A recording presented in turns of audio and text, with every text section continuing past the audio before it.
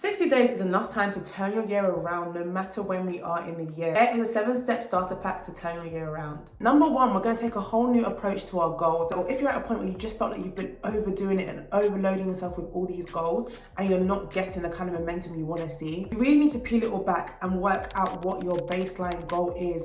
Your baseline goal is based on something called the theory of constraint. The theory of constraint is something that is used in management, is used in business, is used in all different fields. And it's the idea that you're only as fast as your slowest constraint. If you're driving a car, you're only as fast as your flattest tire. Your baseline goal is going to be when you identify which goal do you need to achieve in order to achieve all your other goals. Your baseline goal doesn't even have to be something that can be quantified. For me, my baseline goal right now is healing. I know that I need to do a deeper level of healing work, a deeper level of releasing trauma, and I can't really quantify that in the same way I can reaching a revenue goal or getting a new job. I'm going to quantify it by how I feel. Certain self-sabotaging behaviors have come up at a new level because of some deep rooted trauma that I haven't yet dealt with, or I've been kind of like boxing off to the side. In the past, my baseline goal was my gut health. For a long time, my gut health was causing me so many issues. And at the time, I was really focused on my business, really focused on growing in that area.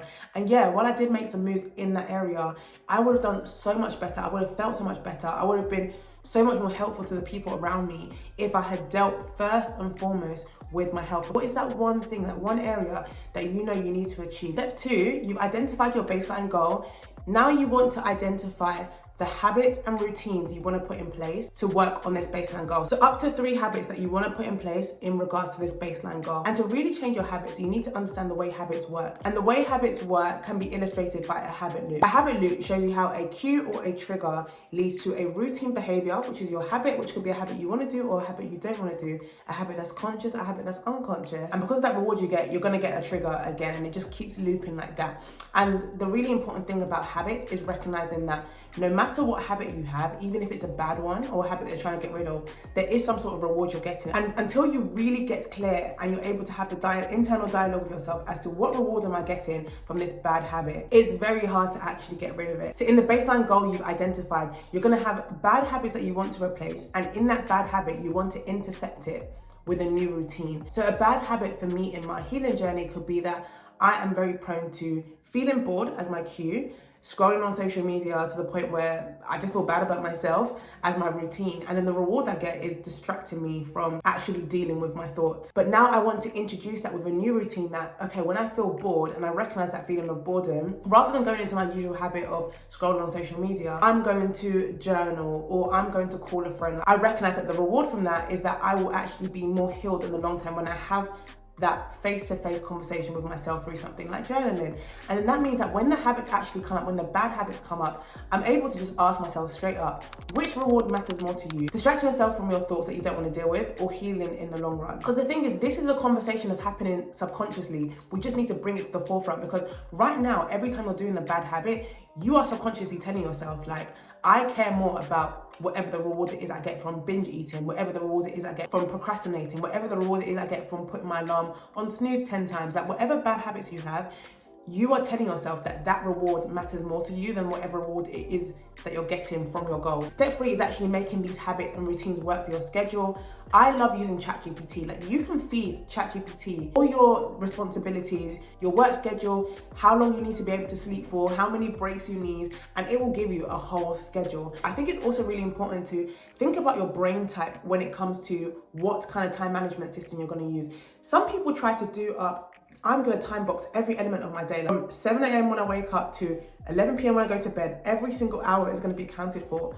Personally, the way my brain works, I can't stick to that. I've tried so many times and I had to realize that this isn't working. And if you're someone that's neurodivergent, you might be able to relate to how these kind of like productivity systems and planning systems, we will not be able to stick to them no matter how hard you try. I really like to keep it simple and just think back to whether I'm more left brain or more right brain. Left brain are people that are more logical thinkers, more rational. They like things like maths and science and really formulaic. Right brain people are more creative, spontaneous, artistic, free-flowing, less structured. When it comes to just me and my day-to-day life, I am very much right brain, and I feel like I thrive the most in my right brain. Think about which side of the brain you are more like. If you are that person that likes a really formal structure, then that ChatGPT hack will work great for you, because it will give you a complete system, a complete plan as to how to plan your day based on whatever routines you're trying to put into place. If you're more like me, more right brain, you can't stick to that really strict schedule. What I like to do is I like to schedule time to be free flowing. I like to leave days that are not planned. Even when I am trying to put in place a habit, I like to give myself a list of options so that I can go with whatever I feel like on the day. If I'm saying I'm trying to heal more, I'm trying to put in a new habit in place of the very unproductive scrolling habit I have, rather than saying I'm going to journal every time I feel that cue, that trigger of boredom coming up, I will give myself a list of things I can do. I can journal, I can watch a sermon, I can go for a walk. I will literally give myself a list, or I'll just give myself the room to be like, what do you feel like doing on the day that is going to help you on your healing journey? And also with time management, some productivity hacks. I love these two apps. One of them is Unhooked, and it's a Google Chrome extension that when you turn it on, it's gonna mean that everything on YouTube, all your recommended videos are gonna go. You're gonna log on and you're gonna see nothing. It's completely free, by the way. You're on YouTube right now. YouTube can be so addictive. All these social media systems are addictive. They literally have behavioral scientists, teams of behavioral scientists. I've worked in like user experience so much to know that how much dedicated effort goes into keeping you hooked to these things. They're using color theory, they're using fonts, they're using psychology, consumer psychology, understanding every single crevice of your brain, of neuroscience, to keep you hooked onto these platforms. So we don't even have much to fight back with. All we have are these tools and the decision and commitment to not fall into that trap. I love YouTube, and it can be such a great entertainment resource, such a great educational resource, but sometimes you need to go on it and do what you need to do and come off. If you're very prone to going down a binge watching rabbit hole, like I am, I really recommend turning on Unhooked from time to time, so that you're not going to get any recommended videos.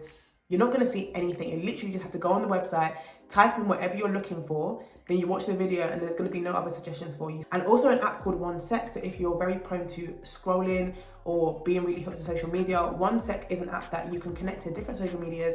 I use it for TikTok, because I think the TikTok algorithm is on another level of getting into our heads and getting us addicted.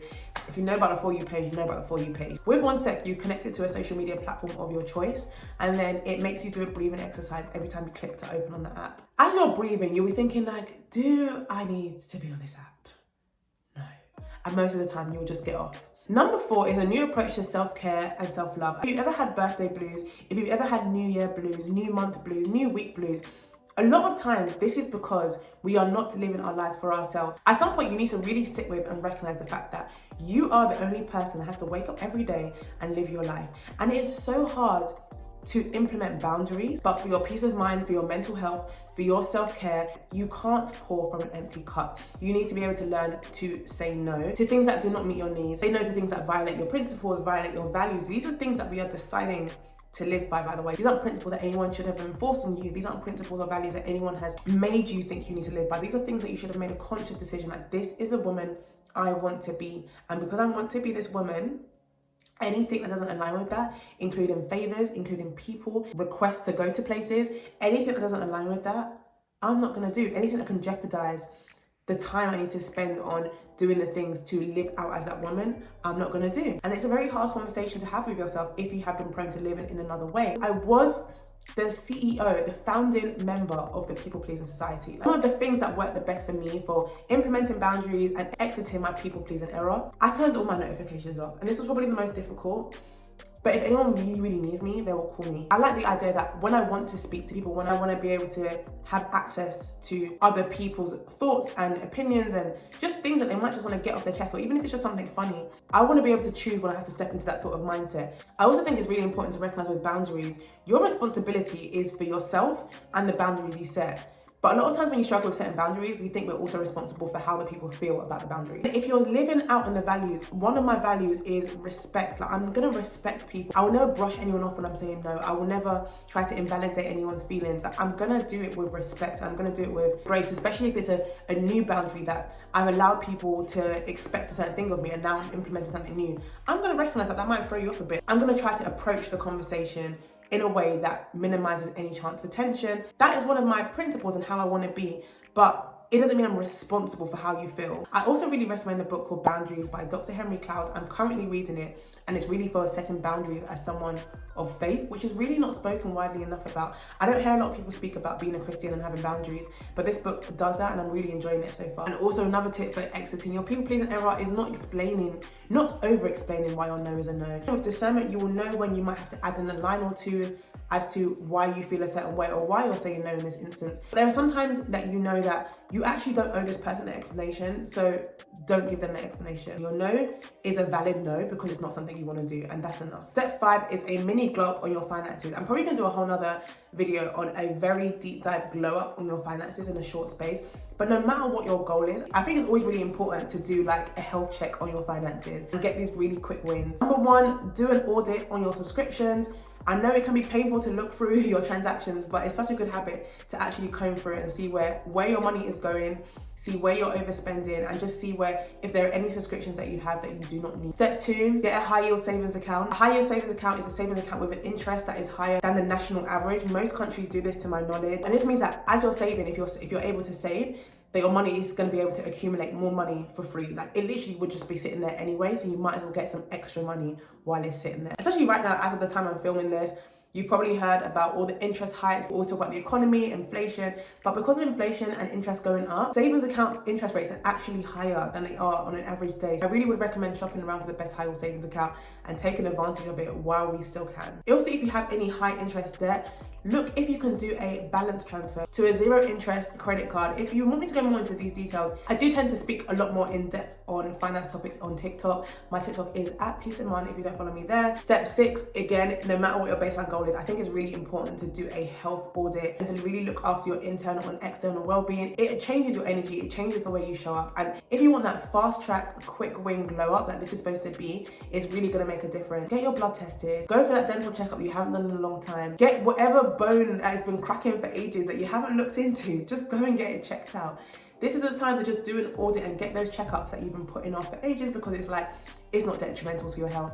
You don't know what's happening inside. God forbid anything detrimental is happening, but it will give you so much more peace of mind. Also, with a physical glow up, I am such a proponent in just switching up your aesthetic when you're just feeling like things are getting a bit stale. I am the queen of switching up my hair when I feel like this. This time last year, when I decided to cut my hair, and that pixie has been giving me life this entire year. Like, it definitely made me feel brand new. It helped me embody this newer version of myself. And now I'm tired of the pixie, so now we're gonna step into something new very soon. Just pick one thing, whether it's a haircut, dyeing your hair, switching up your wardrobe.